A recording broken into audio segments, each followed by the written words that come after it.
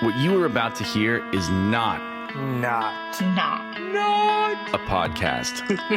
This is a global conversation recorded live in real time with real people. Journalists, business leaders, academics, politicians. I think the term's a deep state. Oh dear. investors, Experts, diplomats. citizens. Coming together from around the world to share their views and ask our guests the questions. If you would like to join this conversation or hear our incredible library of past conversations, please visit our website, pm101.club, and join the fastest growing conscious community on the free internet. Thanks for being here. Enjoy. Enjoy. Enjoy the show. Hey everyone, welcome back to Politics and Media 101, the place where we all hear live and direct from people in the news, in their own voices, in their own words, in long form, and where anyone who wants to can join to ask them a question, share their thoughts, or just listen. I'm Jeff Browning, and I'm grateful to you for being here. Today we're excited to release part of a conversation, interview, and audience Q&A we had with Congressman Don Bacon of Nebraska. Before he was a member of Congress, he spent nearly 30 years in the U.S. Air Force, and in Congress, he's something of a political unicorn. He won his congressional district as a Republican, but also President Biden won his district as a Democrat. That means that many voters in his district split their ballots. They voted Joe Biden as a Democrat for president, but then separately, they voted for Congressman Bacon to represent them in Congress as a member of the opposition. Congressman Bacon's constituency in Nebraska plays a key role in our agriculture sector and food supply in the United States. The U.S. agriculture sector is the most advanced in the world, and we can produce many staple foods at a lower market cost than anyone else. But also, our agricultural sector is very dependent on technology, and as we saw with recent cyber attacks on the country's food supply, these types of events can have real-world impacts on our lives. Our food supply is also underpinned by federal programs that help to manage market risk for farmers, including programs that support research and development at colleges and universities, or otherwise propel the industry forward in terms of productivity. Furthermore, the success of our agricultural sector complicates our discussions with other countries when we're negotiating trade deals. These countries may want to protect their own family farms from having to compete on the open market with our massive industrialized agriculture sector, which, again, can produce many key crops at a lower market cost than anyone else. It was an incredible conversation with great audience questions, and we hope you enjoy it as much as we did. As always, if you like or dislike what you hear, if you want to find out how to join us live almost every day of the week, maybe ask one of our upcoming guests a question, or hear past episodes, please visit our website, pm101.club or pm101.live. They both work and will get you to the same place where you can find all that and more. Without any further ado, let's roll the tape. So, Congressman, first question. The United States is arguably the country with the most advanced agricultural sector in the world. Why do you think that is, and how has the agriculture sector developed and matured in your... Well, what you're saying is absolutely true. No one can outproduce America when it comes to the mass production crops like corn and soybeans, wheat. Also, in the meat industry, no one can produce beef or pork at the price that we can. And I'll give you an example. We have one ranch operation in Nebraska where there's 200,000 head of cattle. That's one operation. And so we can produce at a price and efficiency that no other country can touch. Now, one of the things we got to do is make sure our logistics stays abreast with the rest of the world. And that's why we need a hard infrastructure bill, I believe, to maintain our competitiveness there. But how did we get there? A lot of it was research. If you look at the gains we've made over the last 90 years ago, we were doing 35 bushel an acre for corn. Now it's like 220 bushels an acre. Think about that. It's not quite tenfold increase, but just about. And so our research has really paid dividends. And that's why I think we're so good. I see how the university system works hand in hand with our farmers and our ranchers, and all the latest technologies immediately get incorporated into their operations. I've seen it. And so Nebraska, the eastern part of the state, we have a lot of corn and soybeans and cattle. As you go farther west, it's more ranching operations. We also got sugar beets and dry bean industry. So it's a pretty diverse state, depending where you're at, for what we're growing. Omaha itself, that's what I represent, is food processing. So agriculture processing, ConAgra, Gavilon. We make combines, we make irrigation systems, all of that stuff relies on the latest technology, and it's incredible what we can do today. I mean, you got combines now with multiple IP, communicating devices or digital devices that track multiple parts of the combine. You have irrigation systems that know how to modulate the water depending on what part of the field is wetter or drier. I mean, just incredible what the technology provides today. So hopefully that gets you a little bit of insight. So you mentioned technological advancement. You mentioned combines that have multiple IP addresses. And this, of course, has benefits, but also vulnerabilities. As we saw with recent cyber attacks on processing facilities, some of these attacks and vulnerabilities can pose real risks to the stability of the U.S. food supply. So what can Congress do to protect the food supply from cyber? Yeah, that's a darn good question. I've worked on military cyber primarily in my life. 30-year Air Force guy, did a lot with cyber intelligence, and so I got a little bit of insight there. So my main takeaway from my life experiences in this area is that our military does pretty well in this area. We have a very good defense system. We also have a pretty good offensive system. Where our weaknesses is when you get out of the national security area and you get into our private industry, our infrastructure, it doesn't have that military protection. NSA and Cyber Command are focusing more on military and strategic types of things. So we're going to have to figure out a way to take what we know on the military side and apply it to the private industry and our infrastructure. So we have a thing called CISA that is sort of it's the civilian protection for cyber. And it works with NSA and Cyber Command. But we've really got to muscle up this CISA and other things called like the FERC, if you're familiar with that. The FERC provides protection of our energy sector from cyber. So we need to look at these agencies that are protecting our private sector, protecting our infrastructure, and ensure that they have as much teeth as our NSA and Cyber Command. But there's a lot of issues there. There's legal issues. I'll give you an example. If you're a private industry, you don't necessarily want the government on your network, but it requires that if you want the government to help protect you from intrusion. And so we're going to have to work through this with the private sector to figure out how much risk they're willing to take. But if they want a more aggressive protection, it's going to require more partnership with the government to do that. So we're just going to have to work through it. There's some cultural issues there with the government being on your network. There's some legal issues as well. But Jeff, you have a good point in that this is a weakness. Our military has done a good job protecting. Now we've got to apply those lessons from the military into our private sector and infrastructure. And, when we think about infrastructure and stability of the food supply across the country and overall, transportation, shipping containers, trucks, and worker availability, right now, I know that there are significant supply chain bottlenecks. I mean, for all of those reasons with shipping containers, trucks, and worker availability. So how is this impacting the agriculture sector, both for exports and for domestic? Well, when you have 100 ships waiting to unload at the Los Angeles port, that's a problem. And there's a lot of issues tied to it. One of them is we have a shortage of truck drivers. I read the other day about 80,000 truck drivers short. And yet we have an unemployment problem, an underemployment problem. And so we need to have a strategy in our country to help folks who are underemployed or unemployed to get in these technical fields, trades. And I consider truck driving one of those. But we have a shortage there in welders. We have a shortage, carpenters and plumbers. And yet we got people that are under, hardly making the minimum wage. So I think we need a strategy here to connect people to these areas. But also at our harbors, they should be working 24 hours a day, multiple shifts. Just recently, they started going to 24-hour operation. It doesn't make sense. It seems to me that we were not being proactive there at all. But it's having a huge problem because this affects our exports. We want to get meat products to China, for example. We want to get, for example, ethanol is a big area that we like to export. If you can't get your product out, then that obviously hurts our farmers and our ranchers. But if you go to the shelves at the supermarkets right now, a lot of them are empty.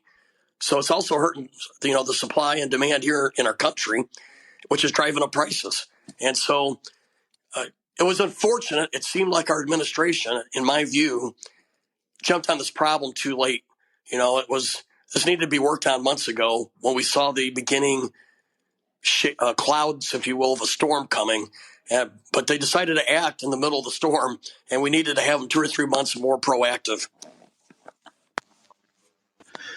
So to compete on a global scale, farming has changed. You mentioned things that allude to the scale and internationalization of the sector. And since the late 1990s, I know that there's been a drive to promote the U.S. agriculture sector in international markets. Many of those policies have promoted large farms, many of family farms. So how can the government work to promote family farms? Well, we're just, it's hard to drive a division there, because if you're trying to promote your corn and soybeans, both corporate farming and family farms are producing corn, for example. So I don't know how. I'd have to think through how you would target one over the other. Fact is, though, why are we seeing an increase in corporate farming? One of it is, like in Nebraska, when you have high property taxes, and you also have proposals from the Biden administration to raise taxes on capital gains when they pass the farm on from one generation to the other generation. I think we beat that. But those kind of policies actually lead to corporations buying more farms. So we got to protect the family farmer, and you do that by keeping some of these costs lower for them so they can afford to hold on to the farm. So you want to keep taxes lower and some of these basic costs down. But on the big picture, there's no doubt that because at the price that we can produce a lot of these products, corn, soybeans, beef, and pork, if we can open up trade doors, we win, because nobody else can produce a pound of pork or a pound of beef at the price that we can. So our goal is to open up these doors, remove barriers, because this is our competitive advantage in America, is right here. And but now now I've traveled to Europe and Asia, and we talk about trade. It's interesting. They're pretty candid about it. I talked to Boris Johnson when I was in England, and he goes, "We want free trade with America, but we don't think we can compete with your agriculture, so we need to protect our farmers." So I go, "Well, that's not fair to us, because this is our competitive advantage. And if you want us buying your cars and your scotch, your whiskey and your Newcastle beer, which we like, that's your competitive advantage. Well, you got to give us a chance to trade our competitive advantage. It can't be a one-way street." And but if you travel to France, Germany, and all these places, they want to protect their family farms from us. That's why they put on a lot of that's why a lot of the rules on hormones are there. That really is not the problem with the hormones or the DNA stuff that we do. They're just trying to keep our products out. that's what they're cloaking it with that reason. And so I think one of our goals in this administration, and they've actually underperformed here since January. One of their main goals should be to open up trade doors for our American farmer. Now, I don't know how you delineate it necessarily between family farms or not, because in the end, when grain goes to an elevator, it's not marked corporate grain or family farm grain. So, but to me, I just want to expand our exports, because this is our competitive advantage. Nobody in the world can touch us in this area. Now, as I mentioned earlier in the broadcast, to do this, we got to also work on our roads, highways, our seaports, and our locks, because these are very important to getting our products out of the country and exporting. And right now, we're starting to fall behind in this area. China has got better ports. Brazil's upgrading their locks. Our locks on the Mississippi River are 90 years old, and they're only half the size of what they're building in Brazil. So we got to fix that if we want to stay competitive. And you mentioned the importance of opening doors, and I know that as you said, the competitiveness of the U.S. ag sector comes up often in these trade conversations and in other conversations, because other countries say, "Well, how can we compete with that?" And one of the big discussions that happened, across administrations, certainly in the past administration, continued into this one, is with China. And in the Phase 1 deal, China committed to $43.6 billion in agriculture purchases. Are they meeting these targets, and how can we hold them accountable for commitments when Well, my understanding is, and I got to probably get an update here for the last couple of weeks, but by and large, they were meeting their commitments. And that's what I was being told, and that's what the Farm Bureau has told me. So I'm just relaying, the information they provided me. I think they've stuck to their commitments, but we need to get them to the next round as well. I mean, look how much they trade here. In fact is, with 1.5 billion people, what a tremendous market for our agriculture. But if they don't meet their commitments, they have a lot more to lose than we do. I mean, they export about $5 here for every dollar we got going over there. So we can put the pinch on them if they don't meet their commitments, and we should. I think it was painful when President Trump did it, but I think he saw reality that we couldn't allow China to have this huge trade advantage where they're putting barriers in front of our products, and yet we were buying multiple fold more from them than the other way around. So he put pressure on the change, and I think we started seeing benefits of that finally in his last year of his administration. It would be my hope that the Biden administration would carry this forward and take it to the next level. So turning back to something that you said earlier, we were talking about U.S. competitiveness, about the backup at our ports and supply chain shortages, and we were talking about what Congress can potentially do. And you mentioned that you do think that there will be benefits of a hard infrastructure bill, I believe, as you put it, as something that that reinvests in our infrastructure and in our competitiveness going forward. So with that said, I have to ask, sir, are you open, or would you be comfortable saying that you're open to supporting the bipartisan infrastructure bill that's currently? Yeah, I'm on record saying I was going to vote for it. One of the 20 Republicans who are on, but unfortunately, we could have had 100 Republicans if Nancy Pelosi put this on the floor immediately after the Senate passed it.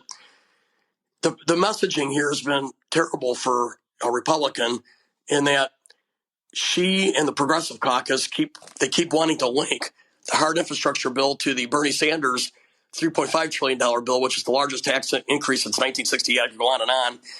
But there's no way that not a single Republican is going to support the $3.5 trillion one. But Pelosi and Biden had the Progressive Caucus say, hey, we can't pass one without the other. And so what happened was, instead of putting this on the floor in August, where it would have got I wouldn't say a majority of the Republican vote, but a lot of the Republicans, a huge number anyway, and then they delayed it because they're trying to see what's going on with the Bernie Sanders bill. It really has put us in a bad spot because a lot of folks consider now if you vote for one, you're voting for the other. And I don't think that's the case. I got two separate votes. But to answer your question directly, I plan on voting for it and against the Bernie Sanders bill.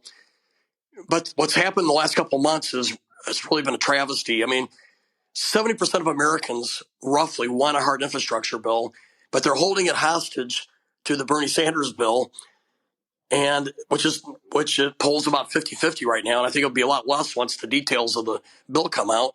But this is the way the DC games are played. You take a bill that everybody likes, and you hold it hostage to something that less people like to try to get it passed.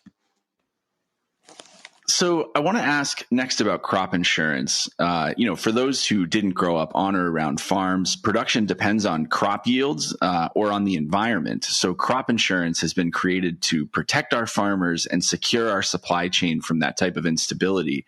Congressman, do you think government spending is necessary in this area? I do. I think crop insurance is probably the number one thing, other than maybe trade deals, but crop insurance is probably the most important thing we can provide to our corn, our crop farmers, if you will. And just, I come from a family farm. I grew up on one before I joined the Air Force. And if you had one really bad year, say you had just a terrible drought year, many farmers would just go under. So you don't want to be in a occupation or profession, if you will, where one bad year can sink you and you have to sell out. Crop insurance allows these farmers to survive a bad year. But what we're doing is we're making it affordable at a lower cost. So there is some need of government appropriations to support that. More question for you, Congressman, sir, before we go to the audience. So Nebraska is one of the few states who apportions electoral college votes by congressional district. And in the 2020 election, your constituents reelected you and also gave their electoral college vote to President Biden. So after speaking with your constituents, why do you think that? Well, it's a good question. It's a little controversial, but I'm pretty confident what it is our district is center right. I wouldn't call it right. I wouldn't call it center. It's surely not left. It's center with a little bit of a right philosophy. And so my politics or my ideology or positions are supported, but it's only a R+1 or an R+2 district. So if everything's equal, I can win by 51-49 as the usual. So it's a very divided district in that regard. 37% Republican, 36% Democrat in our district. The rest are independent. So it's clearly a swing district. But you're right. Joe Biden won our district by 7 points, and I won it by 5. So that's a pretty good spread. It's I think I had about 17,000 more votes than President Trump did. And I know there's a lot of talk out there about whether it's voter fraud or this or that. I personally think it's this, because I was going door to door and I talked to, Republicans, Democrats, Independents. I did multiple polls. I was on the phones with, the phone polling as well. And the bottom line is people liked President Trump's policies, but they didn't like his antics. They didn't like his Twitter. I won't say everybody, but it cost him about 10% of the Republican vote. And now, obviously, many people love President Trump and they liked his, fighting attitude, but it did cause him to lose about 10% of the Republicans. And it's not conjecture on my part; it's fact. I was going door to door. My polling showed it, and a lot of people have a hard time believing it when I talk to them. But I said, just think about this: President Trump pulled out most of his money out of our district in August because he saw the same numbers and his team did. And so this, to me, it's been validated multiple different ways. But, I think people did not like the first debate they saw, and they didn't like the name calling. And but yet the policies, most people, if he would have won, if it was on policy alone, the fact is if he would have shown more control over his Twitter and the first debate, he'd be president today, in my view. So I have to ask one more question. I know I said we go to the audience next, but I have one more. So, as you know, so we're a nonpartisan show where Democrats and Republicans all come together. We listen live to the same source of information, and then we talk about it afterwards and keep things respectful. So your district and what you just mentioned there about electoral outcomes is pretty remarkable, a pretty widespread. Joe Biden won it by, I think, 7 points, but you won it by 5 as a Republican, which would suggest that as many as 12% of people split their votes. So in a time of mass polarization across the country, how are you winning over these? Well, and I think we're going to do better this time because, unfortunately, with President Trump cost me quite a few points too, because some people were angry at the tone and the hostile, whether it was COVID, a whole bunch of different things around the table there. Right now, we're seeing President Biden polling at about 40%. And so a lot of these independents have come back to the Republican side. We're getting about 2-to-1 independent support in recent polling this summer. I'll just say it that way. And so a lot of it depends on what you see. There's a lot of national wins. I was facing a national headwind for the last 4 years, but now we got, I think, a national tailwind, what way it's going. But my philosophy, and it's been, I don't know if I have it right, because I keep trying to be better. I want to vote for what's best for the country. And I'm a conservative, and I believe in conservative values. But I think what makes me a little unique is that I actively look for Democrats to find agreements on. And so I'll give you an example. Immigration is very divisive, but I don't think we're going to agree on 100% on immigration. But if I can agree with my Democratic colleagues on 50%, I don't know why we can't pass legislation that has some improvement, but not as much as we want. But at least we're taking a step forward. So I'm always looking for areas to find a consensus with my colleagues across the aisle so we can move the country forward. And the Georgetown has a measuring device called the Lugar Index. and I was ranked 15th out of 435 for being bipartisan. And I think that's helped me compete well in the district. Now, I would say on the other hand, I'm also a fighter, and I'm going to defend the values I believe in. And so I find a lot of people say, Don, you're not bipartisan because you're throwing elbows and and I go, I'm in the arena. I want to make a case for conservative values. I'm pro-life. I believe in peace through strength, and I believe in federalism. And I'm gonna push back on this Bernie Sanders bill. I think it's a terrible bill for America. And they said, well, it doesn't make you bipartisan. I go, I define bipartisan as trying to find areas of agreement, not just sounding nice. Sounding nice does not make you bipartisan. To me, it's getting in the trenches and trying to find areas where we can come together. And it doesn't mean you get all you want. Instead of, you don't maybe cover the full mile, maybe cover a tenth of a mile or a quarter mile, but you keep getting, you keep making improvement. So I feel like that message has served me well the last 5 years. And I have worked hard to find also people who are not traditionally Republican and have tried to make alliances with them or build a relationship with them. So this last election cycle, I was endorsed or supported by 25 unions. A lot of these unions have never supported a Republican ever. And but that you want to broaden your circle, and that's one way to do it. And I've tried to do it in other areas similar to that as well. So that's been my philosophy. So our co-founder, Justin, worked for Tea Party member in the House. I worked for Democrats for more than 10 years. And I just wanted to say what you were just describing there about working in good faith to try to find ideas and paths forward and not divide the country. Thank you for saying that. I think Congress maybe operated more that way a couple decades ago than it does now. And a lot of members are sort of sent with a clear mandate not to negotiate or not to find middle ground. So thank you for sharing what you just did, and also for working as you are to try and find these paths forward through common ground. At this point, I think we're going to go to audience questions. For the first question, I want to go to Peter, who is an absolutely core and essential part of Politics and Media 101 in this project. Peter, over to you. What would you like to ask? Thank you, Congressman, for joining us. I grew up in Northeast Wisconsin, Mike Gallagher's district. I imagine you know him well with shared background. I sure do. Yeah, but my question for you is, like, we were talking about global markets earlier, and they're thought to bring stability to farmers. But historically, there are examples of farmers facing the pinch during periods of global economic stress. So, for example, during the 80s, my grandpa bought a combine with their house as collateral, only to have the whirlwind of economic factors make it challenging for farmers at their time to sell their crops. So how can we make sure that periods of global economic stress don't lead to collapse of small farmers and further consolidation?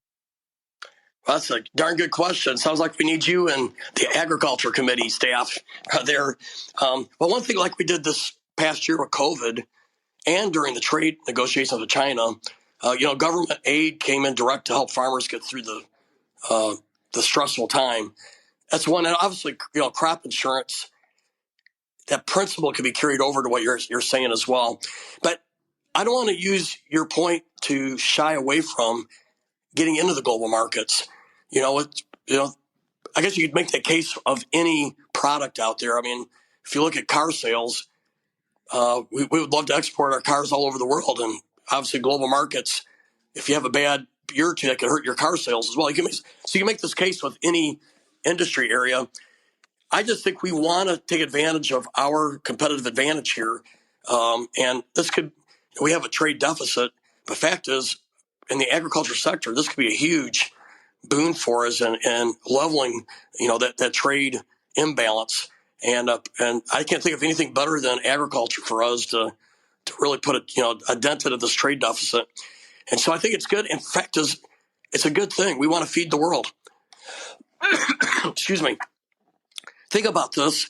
We're the only country in the world that takes 10% of their income or less to feed their family. You go anywhere else in the world, they're paying more to feed their family, a higher percentage of their income.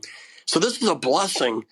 Our ag has provided our community, and we can do the same, for overseas and provide affordable, nutritional food for people all over the world. My goal would be to feed the world, and I'd like to do it at a good price. And I think our farmers would too. Thank you. For our next question, I would like to go to Mercy, who's actually from Nebraska, though not, I believe, not from your district. And then after that, we'll go to Dave. Mercy, what would you like to ask? Thank you for being here today, Congressman Bacon. It's always a pleasure to see you either in person or on social media. I appreciate everything you do for us.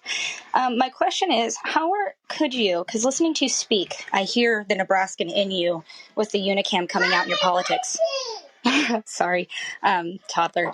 What can you do on the floor to help bridge that gap in partisanship right now? Because I'm actually a libertarian and I'm left center. And hearing you speak and knowing who you are, I love you. And so how can we make this more Nebraskan-style politics come to Congress in a way that helps ease all the tensions? Because we really need it here in the heartland, and I know you're aware of it. So. Well, Mercy, thank you. And by the way, I love your name. It's a beautiful name. And but I appreciate your comments there. And if I had this on tape, that'd make a good ad. I appreciate Please you don't saying use it. Me. I will. I'm just teasing with you. But anyway, one of the things to do what you're saying is I've joined the Problem Solvers caucus, which is 60 Republicans and Democrats, 30 apiece. We have to have the same number. And our mission is to find consensus. I don't like to use the word compromise as much as consensus building. Let's find areas of agreement. And so I'm on that. I founded a caucus called the Four Country Caucus, which is 26 veterans, 13 and 13, where we're trying to do the same thing. So I really think that that's the pathway forward, is to find like-minded Republicans and Democrats that want to work together. Unfortunately, there's a lot of, the environment is such where it's the exception more than the rule. And you can see it when you walk around back home, and Nebraska is probably better than most states for this, but I feel it at home too. There's such anger out there, and both sides have it. They have it on the left towards the right and the right towards the left. And it's gotten to the point that it alarms me, because we're treating each other like enemies, but yet we're all Americans.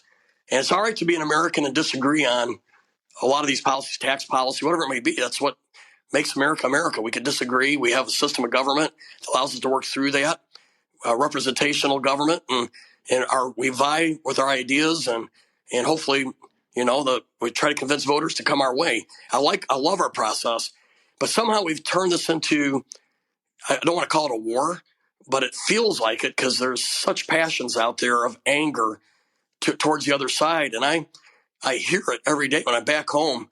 I hear it from our side.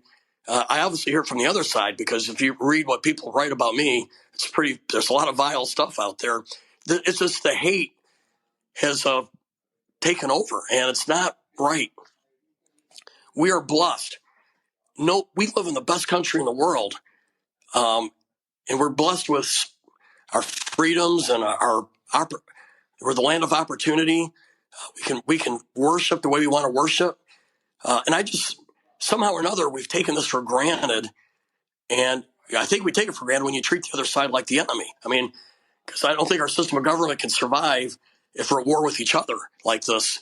And so I think we need to have more leaders stand up, and you got to still vie for your ideas, but it's got to have some grounding of, hey, we're in the end, we're all in this together as Americans. I do think a lot of veterans bring this attitude more than the norm.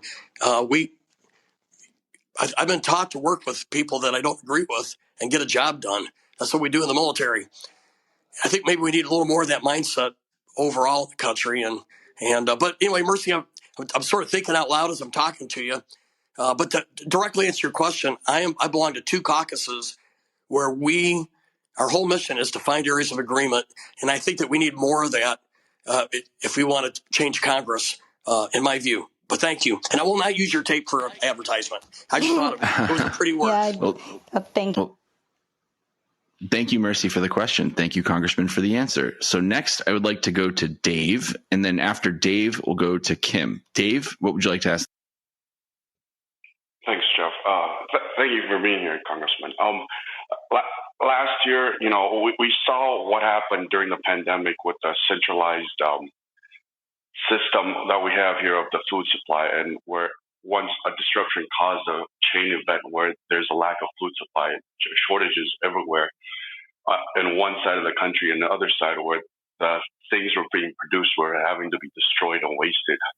And so, as a small farmer myself, I see that, I heard the Ag Secretary talk about trying to, having these programs available to smaller producers to help decentralize this food supply chain.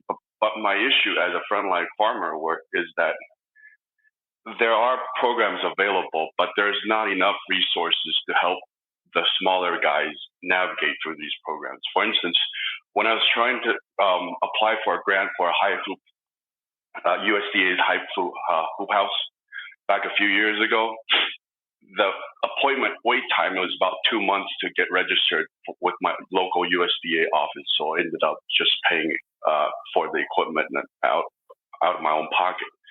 And so my question to you is, what can you guys do as legislators to not only, ensure that the USDA has these programs, but make it easier for the small producers to be able to actually have access to it? Because in the state of Georgia, even though we produce a lot of poultry, we were one of the largest poultry exporters to the country, but we only have one independent poultry processing facility in the whole state.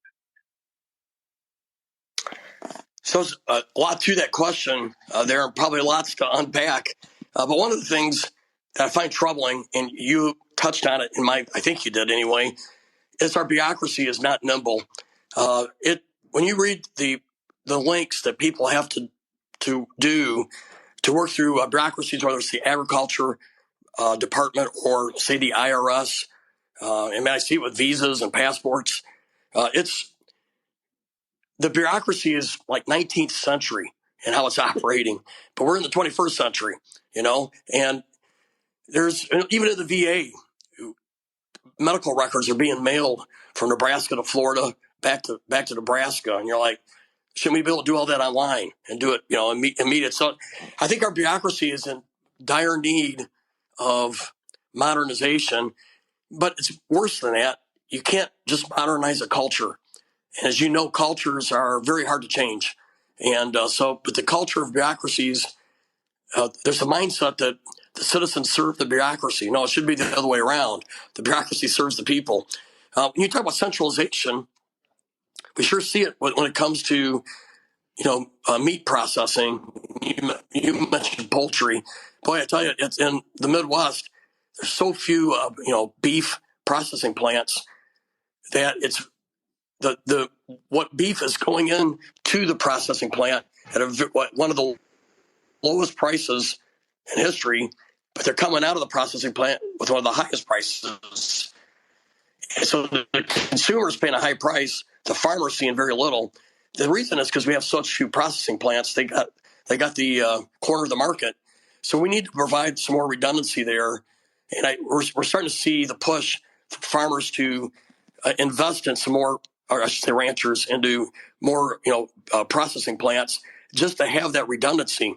We saw one of the meat processing plants go down in Kansas about a year or two ago, and it almost buckled the market there because all these plants are running at 98, 99% capacity. You lose one, and there are cattle not making it to market. They're having, or in the case of hogs, they're having to euthanize them.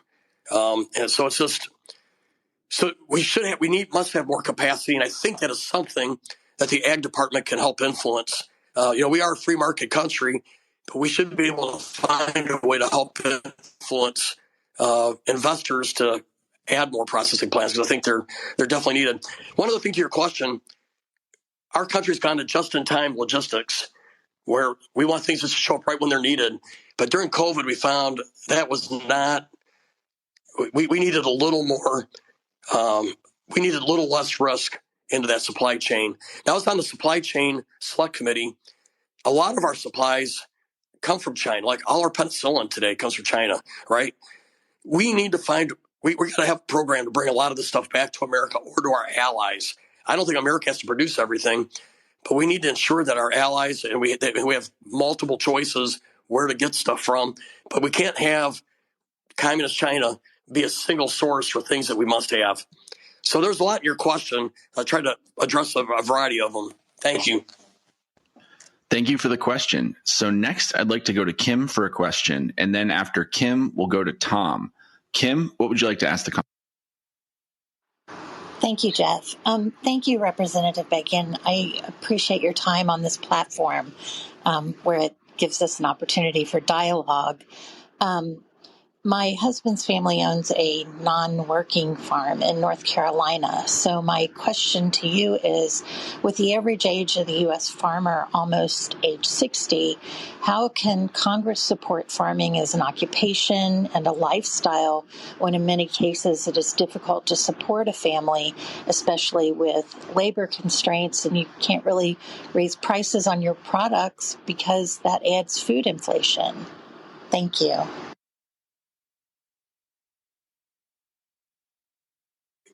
So it's a great question.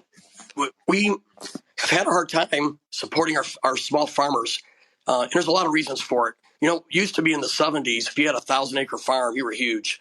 And but today, now it's 2,000 or 3,000, at least in the Midwest. I can't speak for North Carolina. And the size of the equipment used to take me all day to to disc or to plant a 50-acre field. I'd literally be on it all day to get that done. Today, you can do it in 2 hours.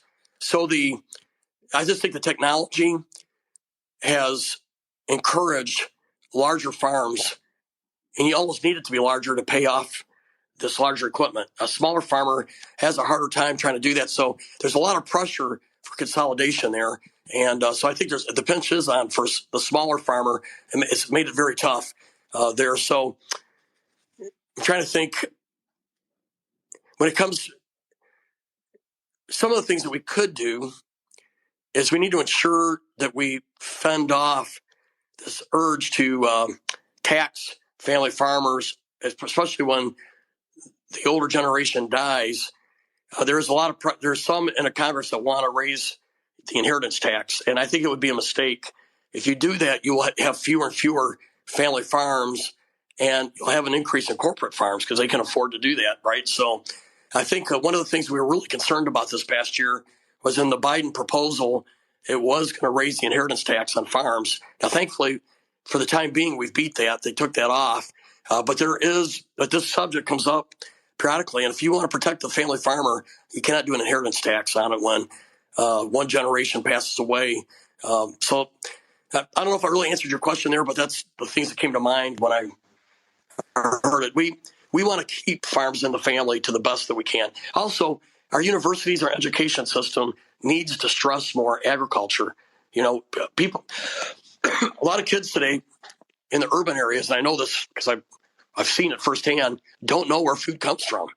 And so we have to educate folks and interest them in this area if we want to see younger folks get into the agriculture industry. So we're going to have one more audience question, and then we'll go to the congressman for his last thoughts. Tom, what would you like to ask? Thank you, Congressman, for your Air Force service. My dad was a World War II vet. I grew up downstate Illinois, and thank you for your service. So I grew up in the home of Prairie Farms Milk. So you probably have heard of Prairie Farms Milk in the Midwest. So it's from my hometown.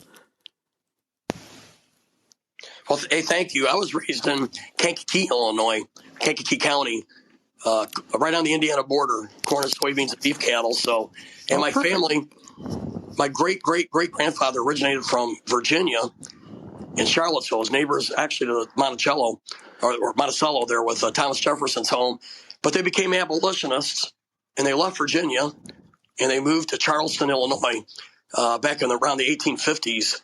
And then the dad, who was 52 years old, and his son enlisted together for the North, even though they were Virginian. So I'm proud of our heritage, but my family roots have a lot of time in Southern Illinois. But I ended up in Kankakee.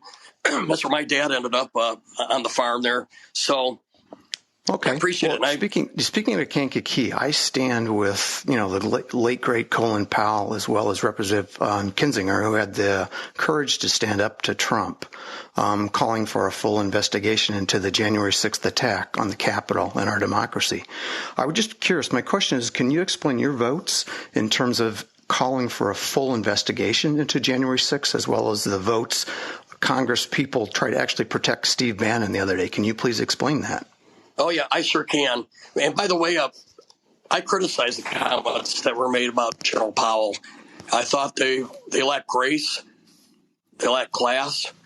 The guy just passed away, and I think General Powell's a patriot. Doesn't mean I always have to agree with him, but the man served his country with distinction. And so I was critical of the President Trump's comments on General Powell. By the way, I went to church with Adam Kinzinger. We went to the same church growing up, so I was a little bit older than he. So I know Adam real well. I know his family very well. So first of all, I voted to certify the election on January 6th. We'll just say it right up front. I didn't vote for President Biden. I'm a conservative, but we let the courts do their thing, and in the end, the courts did not support President Trump's appeals on the election results. And in this country, we have to respect elections. And so I'll just say it up front. That's why I voted to certify. I think the role of Congress is pretty simple.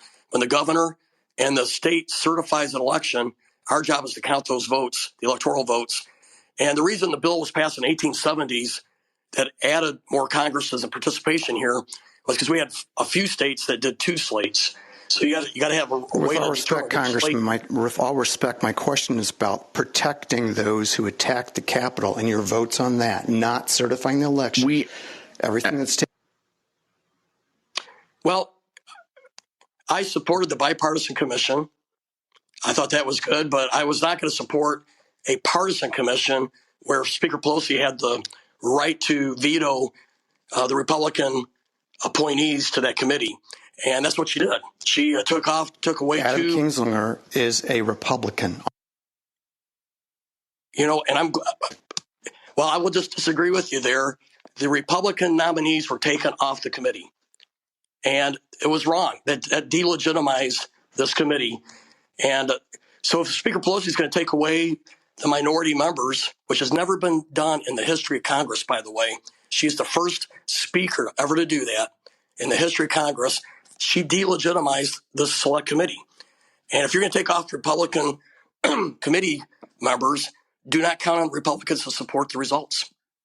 It's as simple as that. Now, I supported a bipartisan commission because I think we should get to the truth, but it should be a fair commission and not a biased one. And frankly, most people don't trust Speaker Pelosi to micromanage this committee and to think it's going to be fair. I don't.